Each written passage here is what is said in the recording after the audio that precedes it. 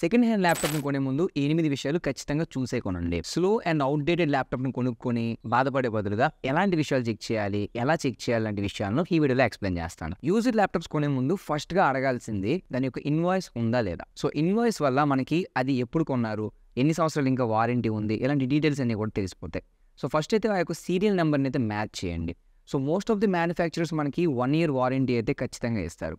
కొన్ని extended warranty అని చెప్పి 2 years అని 3 years కూడా ఉంటాయి. ఒకవేళ ఇన్వాయిస్ లేకపోతే ప్రూఫ్ ఆఫ్ పర్చేజ్ అడగండి. ఫర్ ఎగ్జాంపుల్ వాళ్ళకు ఉన్నప్పుడు క్రెడిట్ కార్డ్ మీద కానీ డెబిట్ కార్డ్ మీద కానీ ఆ నోటిఫికేషన్ అయితే ఉంటుంది కదా డెబిట్ అయినట్టుగా, ఆ యొక్క స్టేట్మెంట్ అయినా సరే అడగండి. ఇలాంటివి ఏది లేవంటే ఆ ల్యాప్టాప్ని కొనకపోవడమే మంచిది. ఎందుకంటే అది ఎక్కడైనా స్టోలెన్ ల్యాప్టాప్ కూడా అయి ఉండొచ్చు. ఒకవేళ సెల్లర్ బాగా తెలిసిన వాడు ఈ డీల్ మళ్ళీ పోతే ఇంకోటి ఇలాంటిది రాదనుకున్నప్పుడు ఆ సీరియల్ నెంబర్ని అఫీషియల్ వెబ్సైట్లో ఎంటర్ చేసి వారంటీ అనేది చెక్ చేసుకుని కొనండి. యూజర్ ల్యాప్టాప్ కొనేటప్పుడు స్క్రాచెస్ అనేవి కామన్. సో చిన్న స్క్రాచెస్ అయితే పర్లేదు, పెద్ద డెంట్స్ లాంటివి ఉన్నాయంటే మాత్రం ఆ ల్యాప్టాప్ ఎప్పుడైనా కింద పడేసి ఉండొచ్చు. సో అలాంటప్పుడు ఇంటర్నల్గా ఏదైనా డ్యామేజ్ అయిందేమో చెక్ చేయడం చాలా కష్టం. అలాంటి వాటికి మనం దూరంగా ఉండడమే మంచిది. ఓవరాల్గా కండిషన్ అంతా బాగుంది అనుకుంటే ల్యాప్టాప్ని వెనక్కి తిప్పి స్క్రూస్ ఏమైనా సరే లూజ్ ఉన్నాయా, లేదంటే అక్కడ ప్యాడింగ్స్ ఏమైనా మిస్ అయ్యాయి, ఇలాంటివన్నీ అబ్జర్వ్ చేయండి. ఒకవేళ స్క్రూస్ ఏమైనా మిస్ అయ్యాయి అనుకోండి, ల్యాప్టాప్ ఇంటర్నల్గా వాళ్ళు ఏదో చేంజ్ చేసి ఉండొచ్చు. సో అలాంటివి చేంజ్ చేశారంటే మనం ఏం చేయలేం కదా, సో వారంటీ కూడా పోతుంది. ఇలాంటప్పుడు మీరు డైరెక్ట్గా సెల్లర్ని అడిగేయండి అది ఎప్పుడైనా రిపేర్ చేయించారా ఏమైనా అని చెప్పి. లైక్ మీరు సబ్స్క్రైబ్ చేశారా, ఇలా డైరెక్ట్గా అడిగితే సరిపోతుంది.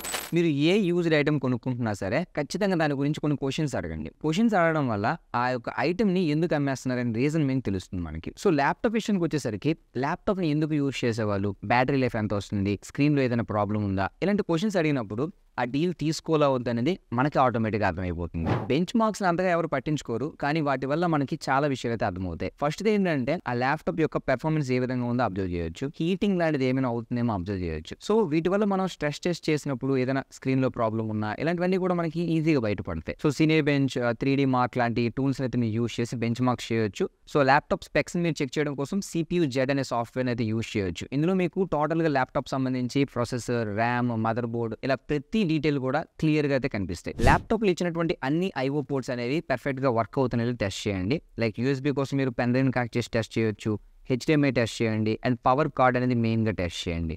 ల్యాప్టాప్ లో కీబోర్డ్ అండ్ కెమెరా అనేవి చాలా ఇంపార్టెంట్. సో కీబోర్డ్ అయితే మనకి ఏదైనా కీస్ వర్క్ అవ్వకపోవడం లాంటివి కూడా ఉంటాయి.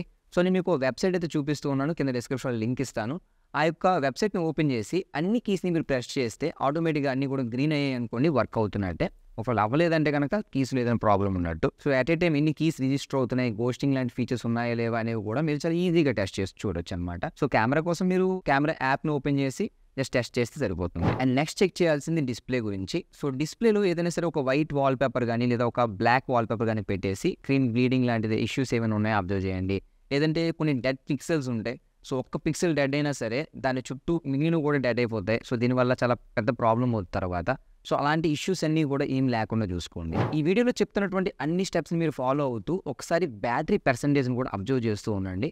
సో ఎంత పర్సంటేజ్ బ్యాటరీ అనేది డ్రాప్ అవుతుంది. ఫర్ ఎగ్జాంపుల్ మీరు స్ట్రెస్ టెస్ట్ చేశారు, ఎంత పర్సంటేజ్ బ్యాటరీ డ్రాప్ అయింది, అండ్ ఛార్జింగ్ ఎక్కడానికి ఎంత టైం పడుతుంది. సో ఇలా బ్యాటరీ హెల్త్ని కూడా మీరు టెస్ట్ చేసి చూడాలి. విండోస్లో మనకి బిల్ట్ గానే బ్యాటరీ హెల్త్ పర్సంటేజ్ అనేటువంటి ఒక ఆప్షన్ అయితే ఉంది. దీనివల్ల మనకి ఆ బ్యాటరీ అనేది ఎన్నిసార్లు ఛార్జ్ చేస్తారనేది ఈజీగా అర్థమైపోద్ది. ఆ పర్సంటేజ్ అనేది 80% కన్నా తక్కువ ఉంటే దానికి దూరంగా అయితే ఉండడం బెటర్. ఒకవేళ ఈ వీడియోలో చెప్పిన మిగిలిన విషయాలన్నీ బాగానే ఉన్నాయి, ఒక బ్యాటరీ పర్సంటేజ్ మాత్రమే ఇష్యూ అనుకుంటే మీరు ఏం చేయొచ్చు అంటే బ్యాటరీ రీప్లేస్మెంట్ చేసుకోవచ్చు. అందుకోసం మీరు సెల్లర్తో ఒకసారి అడిగి ఏమైనా డిస్కౌంట్ లాంటిది ఇస్తారేమో అడిగి చూడండి. సో బ్యాటరీ మారిస్తే ప్రాబ్లమ్ సాల్వ్. సో అయితే ఒక్కటి గుర్తుపెట్టుకోండి, 2 years కంటే ఓల్డ్ ల్యాప్టాప్ని అయితే అస్సలు కొనకండి.